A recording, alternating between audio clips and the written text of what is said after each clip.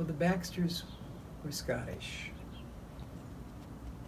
and they were the Mr. and Mrs. Baxter were the parents of a large family, I believe 9 children, perhaps 2 of whom died as youngsters. They were in Iowa before they came to DeWarty. And then John Baxter and his wife his brother James, had the Pioneer Livery Stables in Monrovia starting about 1886. The Baxters, John Baxter, I think lived in Monrovia with the exception of a brief interlude. James Baxter, his older brother, lived in DeWarty. He also had a large family, again, maybe 8 or 9 children. And 3 of them in 1891 contracted diphtheria and died within, there was no vaccination then for diphtheria. So they died within, I think, about 2 weeks of each other. Grandma Schroed, who was Maria Hargrave Schroed,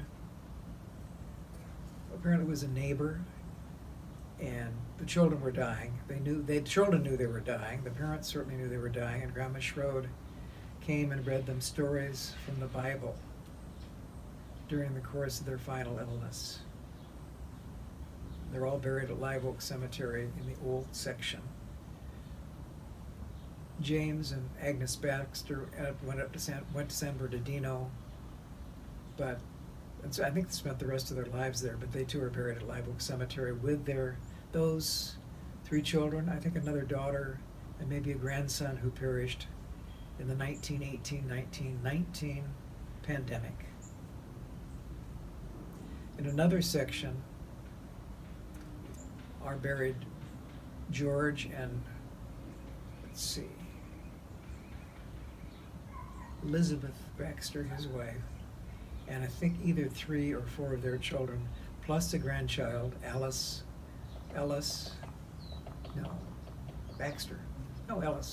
granddaughter.